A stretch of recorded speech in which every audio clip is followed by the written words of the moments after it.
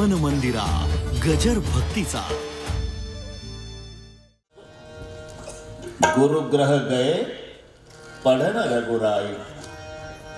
थोडा विचार करा, मदगे पाटील हे कोण आहे? अयोध्येच्या सम्राटाची मुलं आहे। मग त्यांना एक पगारी शिक्षक आपल्या वाड्यात बोलावता आला नसता का? पण पगारी शिक्षक जर शिकवायला असला तर त्याच्यावर शिकणाऱ्या मुलाचा पवित्र भाव राहत नाही बरं का पोरं? हे अशी कामी पडली काल पोरं, 10 मिनिटात वाटला प्रसाद। मग रामसेना ऐकतातही मन लावून, एखादं असतं त्याच्यात ठेवल्या बावल्या, पण हे सगळे निवडून आले चांगले। जर पगारी शिक्षक शिकवायला असेल तर शिकणाऱ्याचा त्याच्यावर पवित्र भाव राहत नाही। जर त्याला विचारलं, ते म्हणतात माझा बाप पैसे देतो याला म्हणून शिकवणीला येतो। हा कोण आहे? हा माझ्या बापाचा गडी आहे। या बापाचा गडी आहे का रे शिक्षक? अरे गुरु साक्षात परब्रह्म, तस्मै श्री गुरुवे नमः। म्हणून जगामध्ये सर्वात श्रेष्ठ पात्र गुरुच आहे। गुरुपेक्षा श्रेष्ठ कोणी असू शकत नाही। गुरु शब्दाच्या विरुद्ध मराठीमध्ये लघु शब्द येतो। विरुद्धार्थी शब्दात गुरु विरुद्ध लघु। लघु म्हणजे लहान आणि गुरु म्हणजे महान, की ज्याच्यापेक्षा देवही मोठा नाही। गुरु गोविंद दोनों खडे काके लग्यो पाय, बलिहारी गुरु अपने गोविंद दियो बताय। जर गुरु आणि भगवान तुमच्या भाग्यानं दारात येऊन उभे राहिले का की, तर पहिलं वंदन गुरुला करायचं बरं का? पहिलं वंदन गुरुला, नंतर देवाला। गुरु थोर की देव थोर म्हणावा, आधी नमस्कार कवनासी करावा। मज वाटते सद्गुरु थोरा आहे, तयाच्या प्रसादे रघुराज पाहे। जय जय रघुवीर समर्थ। पण सर्वात श्रेष्ठ पात्र गुरुच आहे। काही काही एक विचारू का महाराज, काय गुरु का घटस्फोट हो सकता है क्या? काहीचा हाच धंदा चालतो जन्मभर।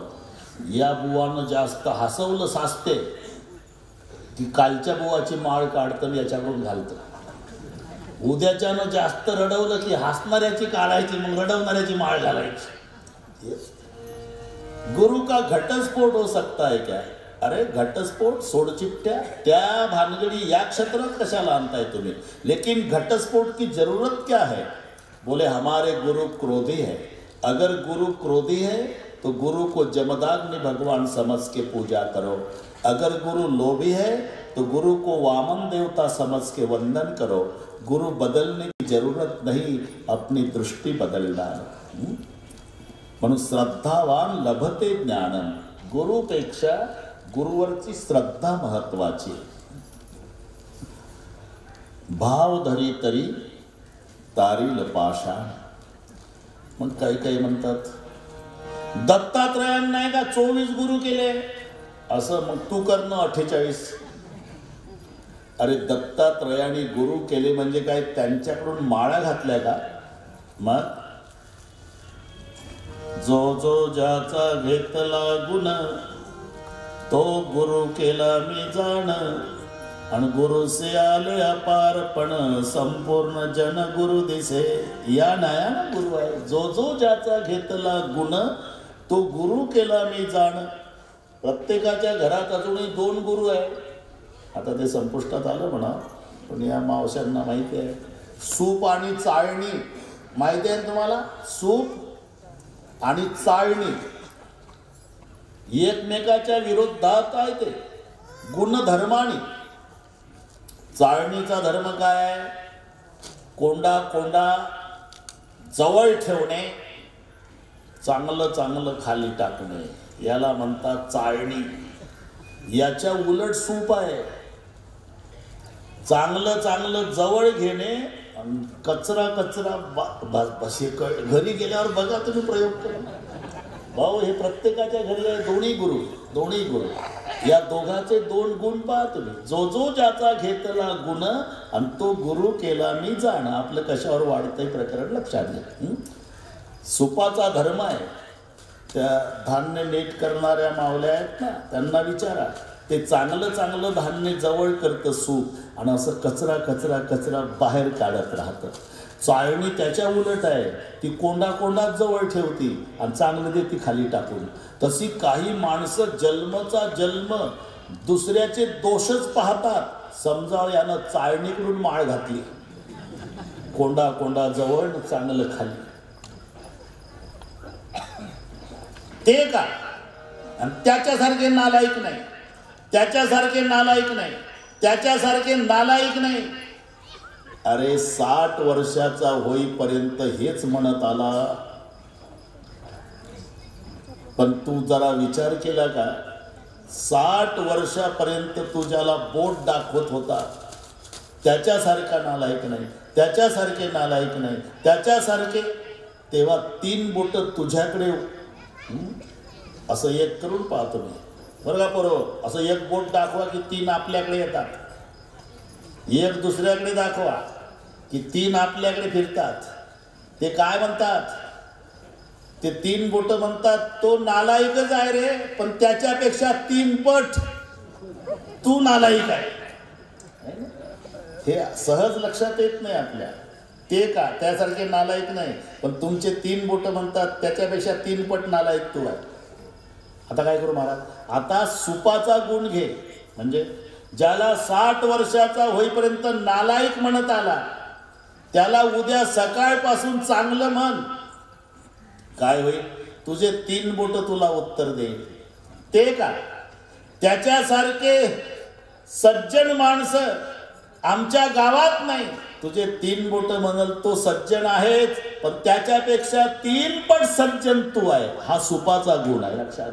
म्हणून साधू ऐसा चाहिए जैसा सूप सुभाए, सारी सारी को गहिरे थोता देई उडाले. म्हणून जो जो ज्याचा घेतला गुण तो गुरु केला मी जाण. गुरु से आले अफारपण संपूर्ण जन गुरु दिसे. या न्यायानं दत्तात्रयानं गुरु केले. ते लोहार बाबा आता हे वाढत राहतं. 24 गुरुवरच आजचा कार्यक्रम होईल. मग लग्न कधी लावायचं आपण? लोहार बाबा, तो लोहार नाही, कातड्याचा भातावाला, ते लोखंडी चक्रीवाला नाही. कातडी भाता, कातडी भाता.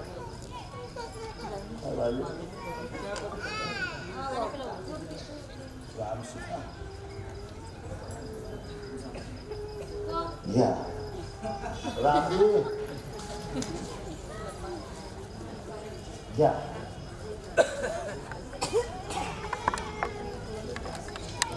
त्यांचा आदेश मान्य करा. तो राम काय म्हणतो शिचेला घेणं देणं माझ्याकडे काय आहे ते?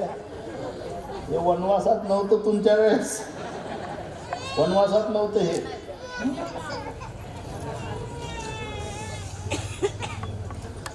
तो कातडी भाता, कातडी भाता ते लोखंडी चक्री असते लोहार बाबाची. मी सांगतोय तो कातडी भाता आहे. त्याचं कारणही आहे. ते नाही का दादा पाटील, त्या वर बांबूचं दांडकं असते, त्याला साखळी असते, त्याची बायको अशी खालीवर खालीवर तिकडे हवा, मग कोळसा गरम लोखंड लाग. बस बस आला दुकानला लक्षात तुमच्या. कातडी भात्याचा दृष्टांत काय? त्या जनावराला मारताना माणसं धरून ठेवतात, पाय बांधलेले असतात आणि त्या जनावराच्या मानेवरून ती सुरी फिरत असते लोखंडाची. तेव्हा तो पशु मरताना त्या सुरीला शाप देतो. सुरी, ठीक आहे, माझी मान तोड, पण याचा बदला घेईल, तुझं पाणी पाणी करील.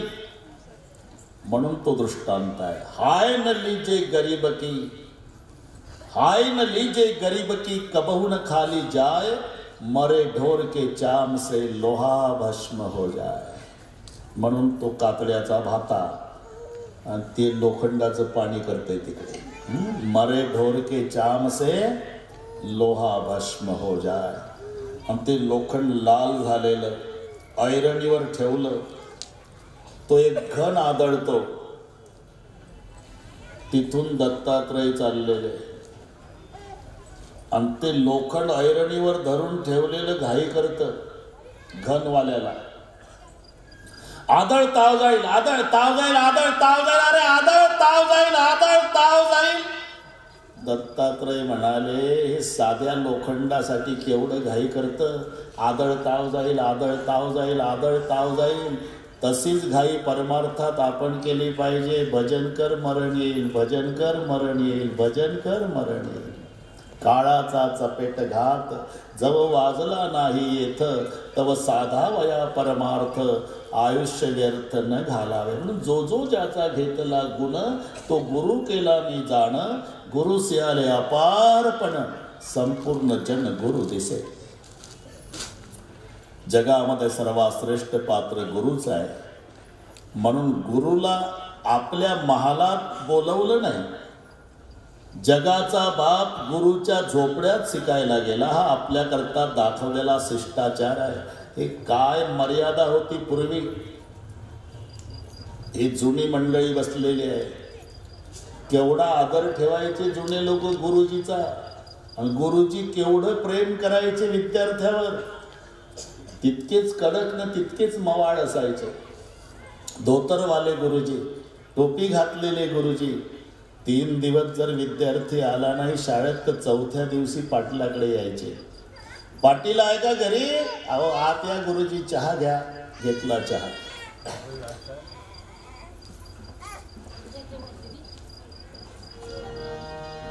कसं येणं केलं गुरुजी? तुमच्याकडेच. तुमचा मुलगा 1 नंबरचा हुशार विद्यार्थी आहे, कधी शाळा बुडवत नाही. 3 दिवस झाले सतत आला नाही. काळजी वाटली. हो आजारी आहे का? बरं नाही का त्याला? गुरुजी तिकडनं गुरुजी आले आणि इकडनं विद्यार्थी जाऊ लागले,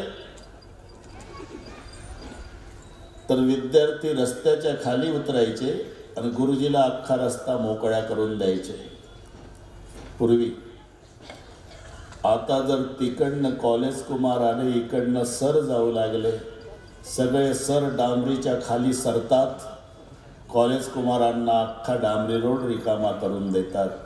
कालाय तस्मै नमः. कॉफी पकडल्याचा राग विद्यार्थ्याला आल्यामुळे भर चौकात गुरुजीच्या श्रीमुखात भडकावली. काय वाचतो पेपरला? कुठं चालला दर्जा?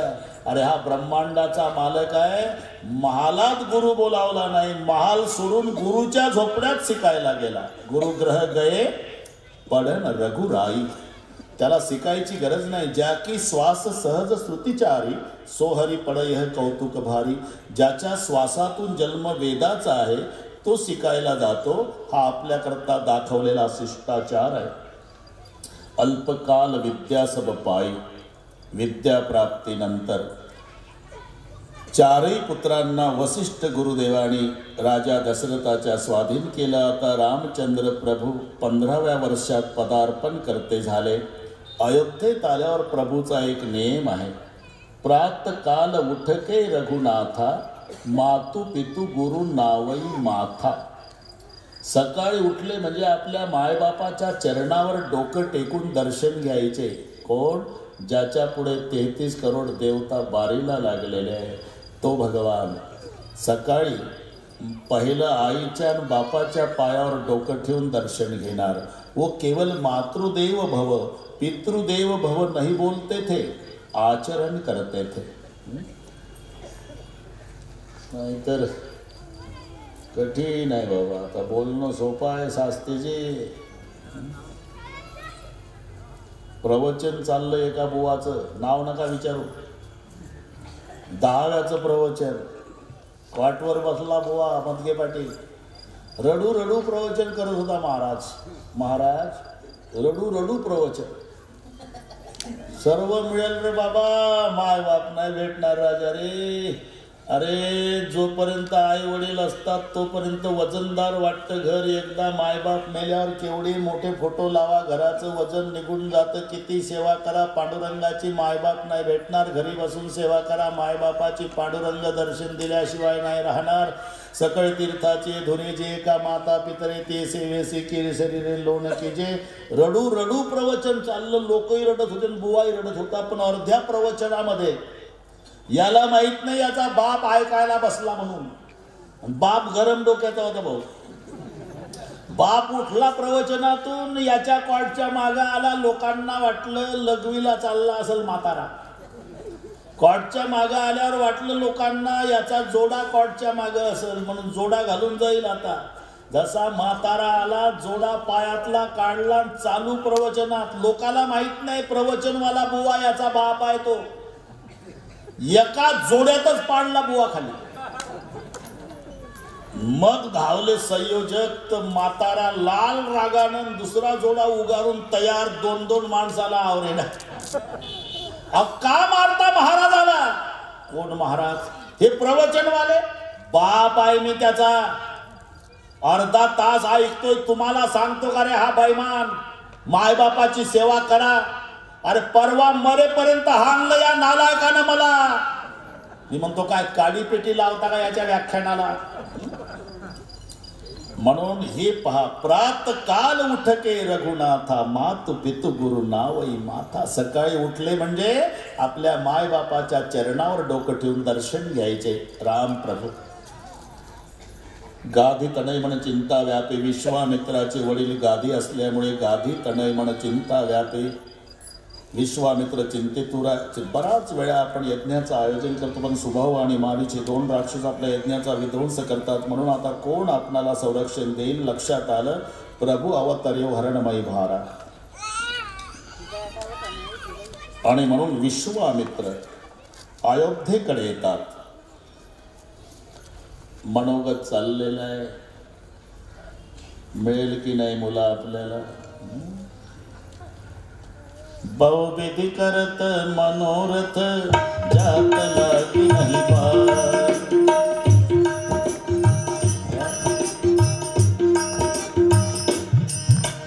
बहुविधि करत मनोरथ, जात लागी नहीं पार.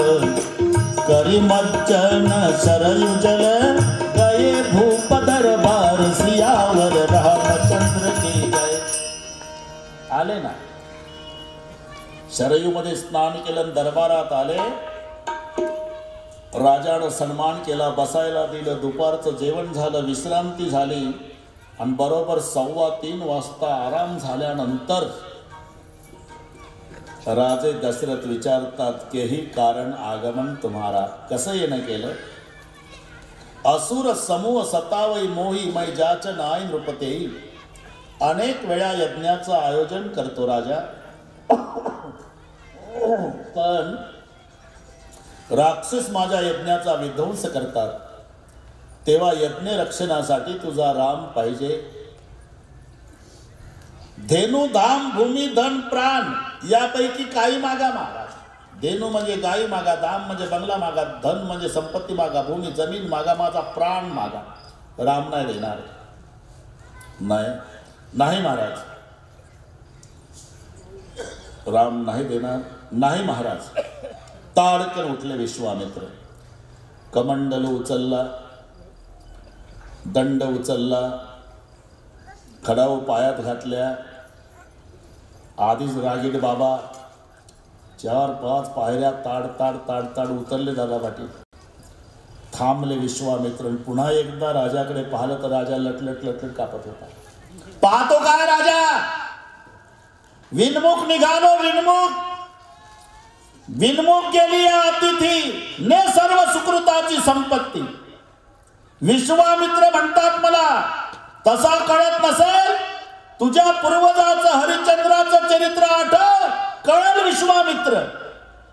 आणि मग ताड ताड ताड ताड रागात निघाले तर वसिष्ठ लट लट लट लट कापायला लागले. काय केलं दशरथा? अरे आधीच त्या साधूचं माझं पटत नाही. ते म्हणून याच साधूनं सांगितलं असेल याचं पावती बुक फाडायचं नाही. अरे रामासोबत लक्ष्मणही देऊन टाक बाबा. पळत आले, पाय धरले राजानं. दोन्ही मुलं न्या बाबा, पण विनमुख जाऊ नका.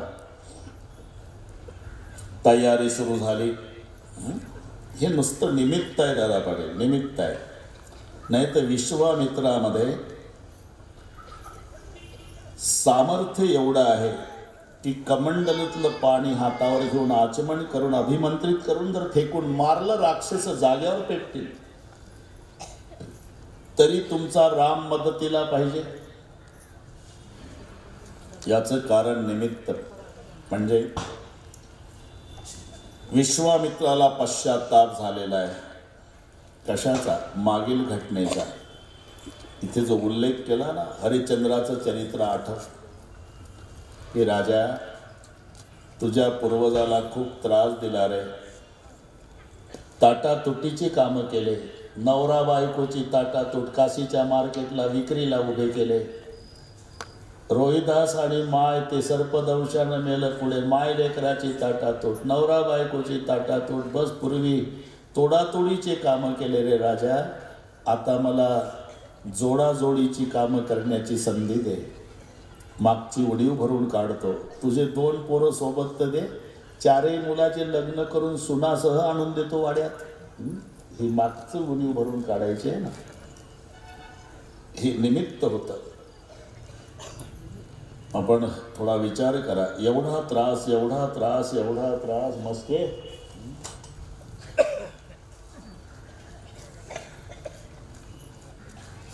अगदी 2-3 मिनिटात सांगतो. 3 मिनिटात सांगतो. संत नामदेवरायांनी लिहिलेलं आहे. स्वप्नाचा सागर राजा, सत्वाचा सागर राजा हरिश्चंद्र. ही सुरुवात आहे. स्वप्ने ही समग्र राज्य दिले. स्वप्नात राज्य दिलं हरिश्चंद्राने विश्वामित्राला. आणि सकाळी विश्वामित्र आले.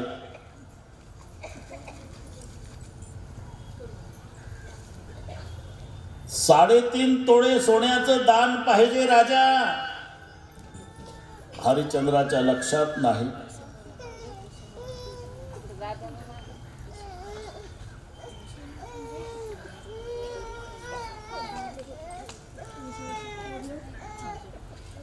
हरिश्चंद्र सेवकाला सांगतात, जा रे तिजोरी उघडा आणि या बुवाला 3.5 तोळे सोन्याचं दान द्या. तिजोरी उघडा म्हटल्या बरोबर विश्वामित्र रागावले. तिजोरी कोणाची उघडतोस राजा? अरे माझे मजदेशी काय समजून विचार हा म्हणे कैसा केला. म्हणजे म्हणतोस रात्री स्वप्नात विश्वामित्राला राज्य दान करतो आणि त्याच्या राज्यातली तिजोरी सकाळी उघडतो का? तुझं काय आता? आणि मग लक्षात आला, चुकलं महाराज, चुकलं. पण एक विचारू, दाता स्वतंत्र असतो. माझी बायको, माझं पोर आणि मी, आम्ही तिघही काशीच्या मार्केटमध्ये विक्रीला उभे राहतो आणि त्याच्या बदल्यात आलेलं द्रव्य तुम्हाला देतो. एका क्षणात राज्य सोडलं हरिश्चंद्रानं. सगळ्या तिथल्या सेवकांना नमस्कार केला. हे स्वप्नात दिलेलं सांगतो, जागृतीतले वचन बदलतात. सर्व सेवकांना नमस्कार केला. अरे बाबा, आजपासून तुमचे मालक विश्वामित्र. स्वामी सांगतील त्याची मान्य करा. ते जसं सांगतील तसं वागा बरं का रे. आणि निघाले. हरिश्चंद्र राणी तारान 5 वर्षाचा रोहिदास ज्या अरण्यातून जातात ना, मदगे पाटील, विश्वामित्रानं सूर्याला आदेश दिला, आदित्यासी तेव्हा सांगे विश्वामित्र. नामदेव महाराज लिहितात. थोडं डोकं चालवा. अरे सूर्याला आज्ञा करणारा विश्वामित्र, त्याला राक्षस मारणं अवघड आहे का? मग हे निमित्ताला आला. तुझा राम फक्त माझ्या सोबत तर दे, 4 सुना सही आणून देतो, 4 पोरं. मागं तोडातोडी केली, आता जोडाजोडी करू दे. हे निमित्त सांगतो मी. आदित्यासी तेव्हा सांगे विश्वामित्र, अरे भरपूर तापा सूर्य देवा. इतका तापला सूर्य, इतका तापला, ज्या जंगलातून तिघ जात होते हरिश्चंद्र, तारा आणि रोहिदास. तापला त्याचा प्रभाव. वृक्ष हे जळाले, पाषाण उलले, त्या पंथे चालिले तिघे जण.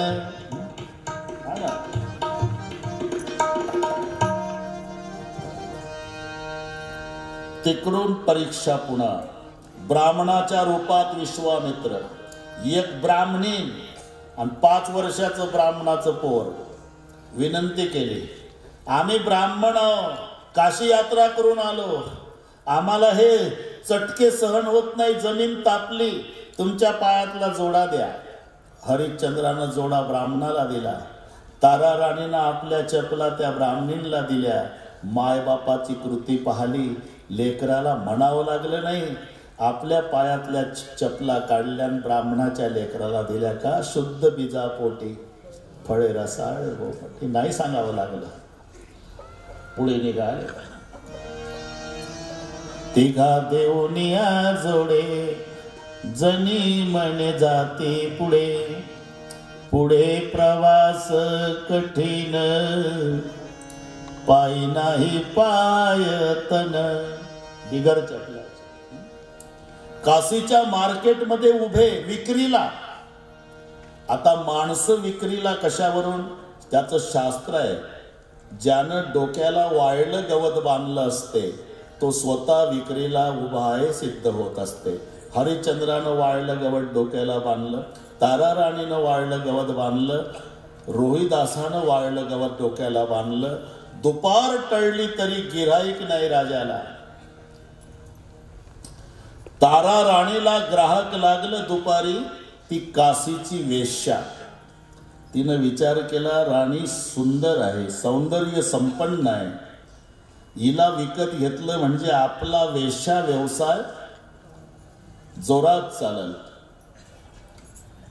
या उद्देशानं वेश्येनी तारा राणी विकत घेतली. मार्केट मधली घटना.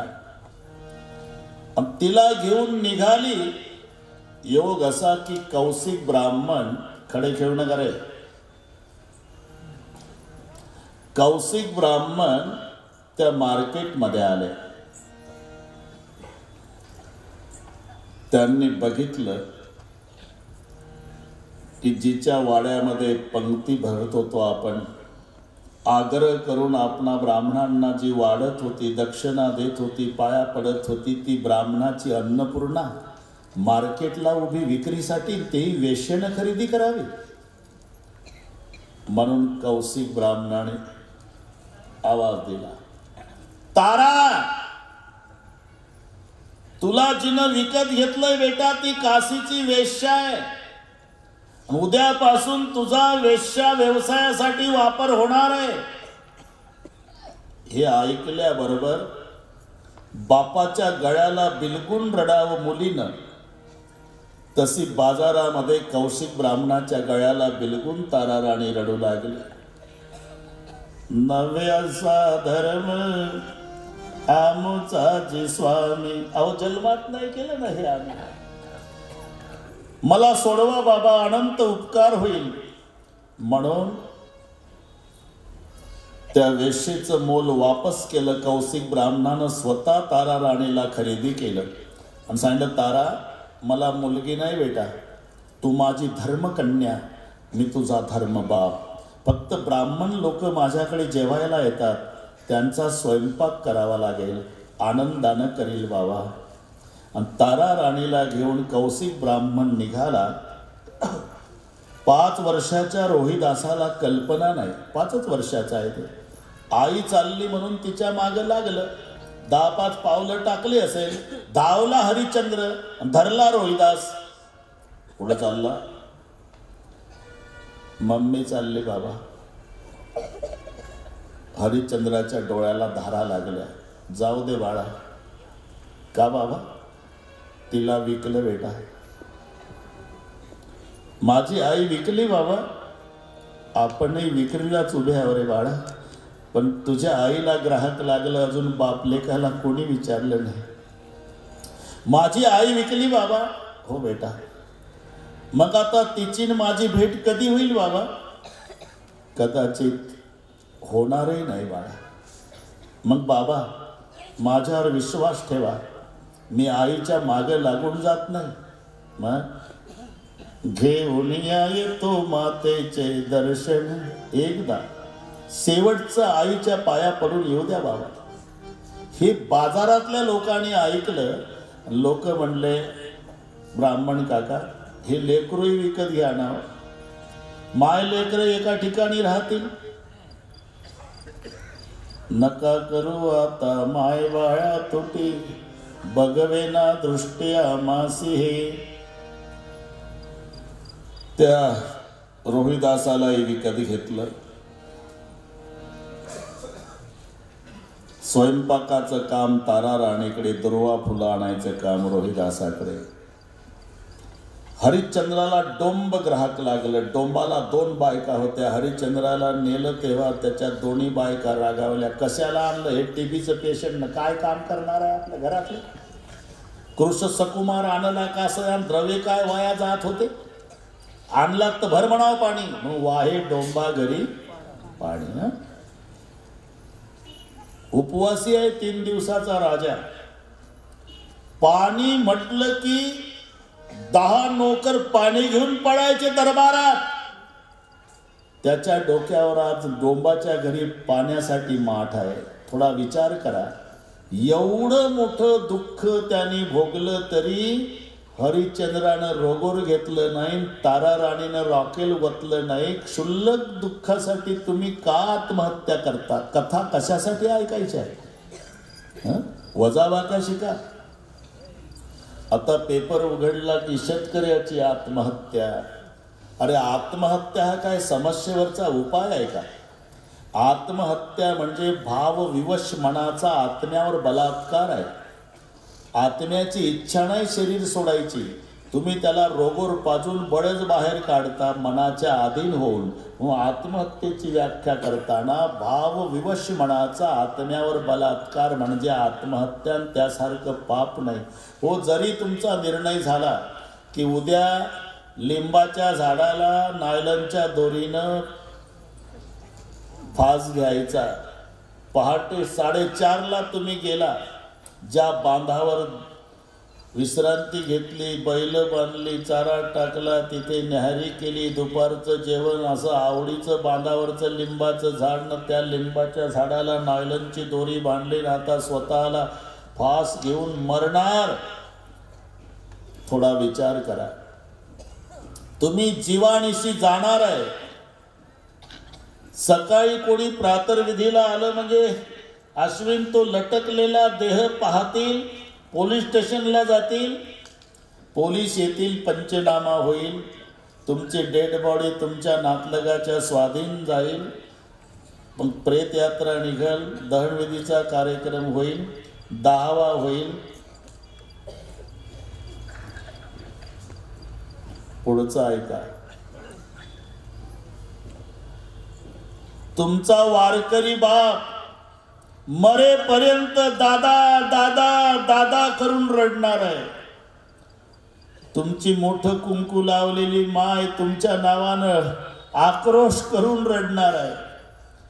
तुमची पत्नी सगळ्या गावाची धुणी भांडी करणार आहे आणि तुमचे सोन्यासारखे लेकरं एसटी स्टँडवर 1-1 रुपयाची भीक मागणार आहे.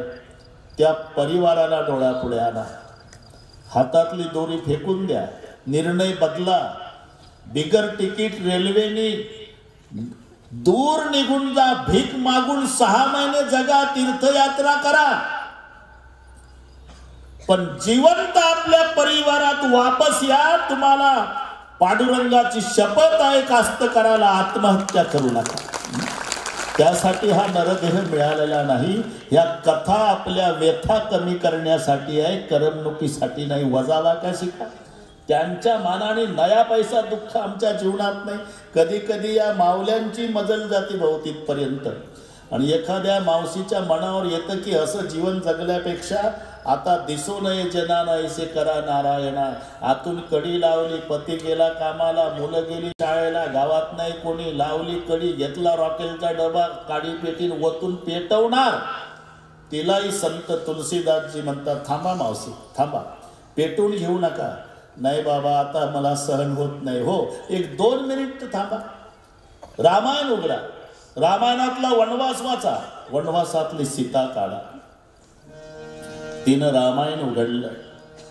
पिता जनक जग विदित प्रभाव, सकासुर हे ससुर रघुरा, रामचंद्र पती सोवय देई, सोवन मही विदिता.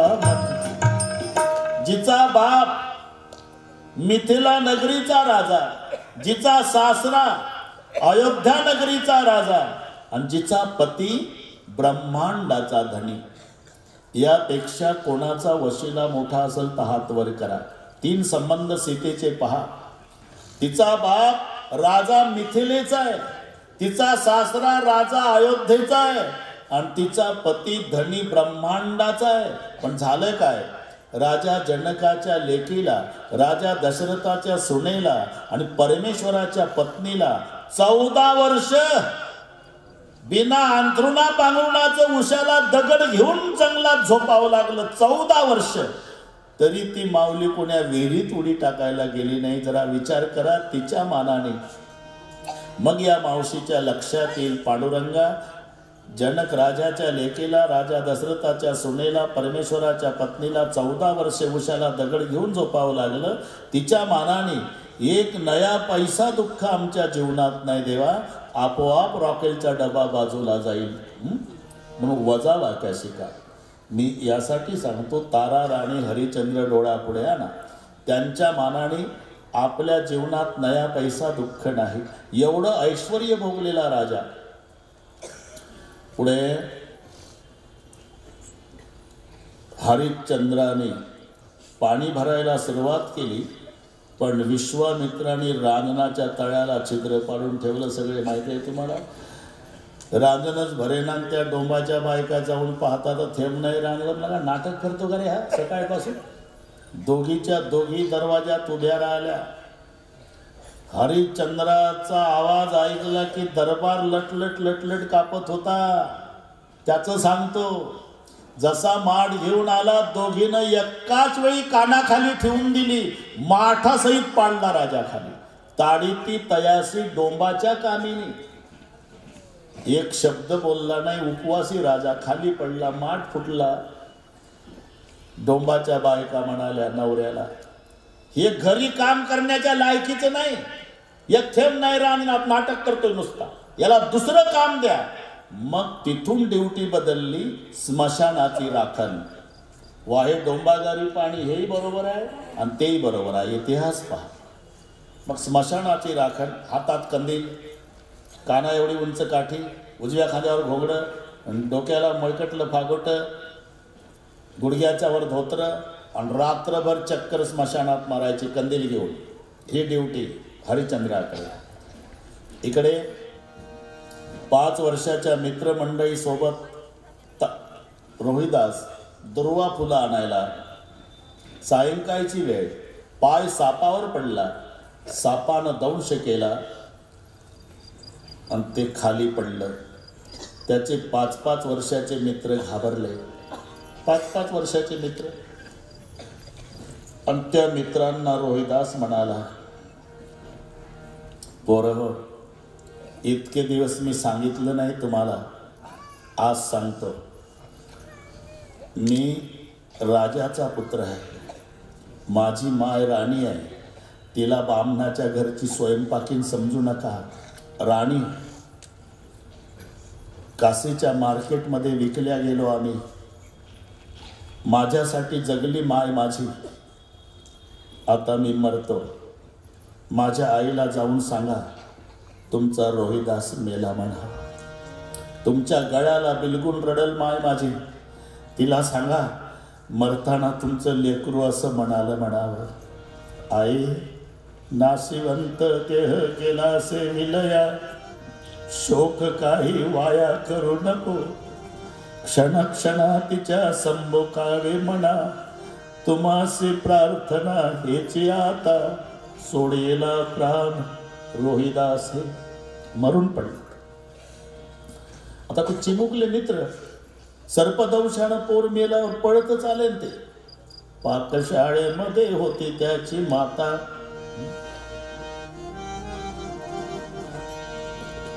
श्रुत केली वार्ता सांग त्याने, आई साहेब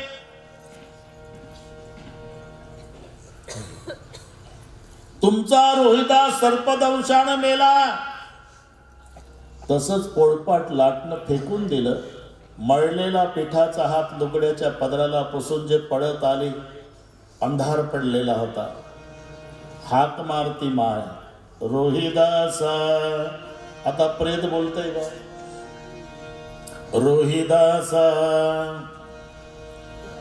फिरता फिरता पायाला काय लागलं म्हणून माय खाली बसली. ते रोहिदासाचंच प्रेत होतं. बघितलं, डोळे हिरवे आले, प्राण गेलेला.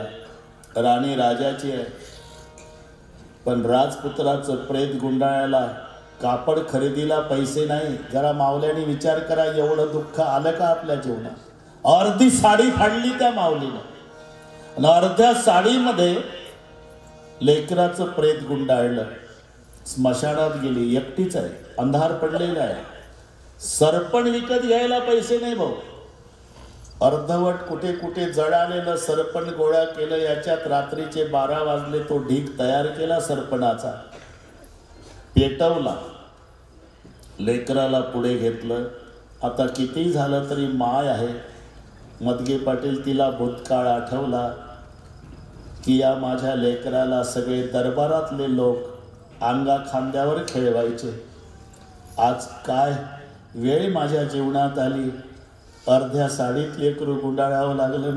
पैसे सरपण घ्यायला नाही, उरलेलं सरपण गोळा करून पेटवावं लागतं. आणि म्हणून भूतकाळ आठवला आणि रडायला लागले. चितेत टाकण्याच्या आधीच सांगतो.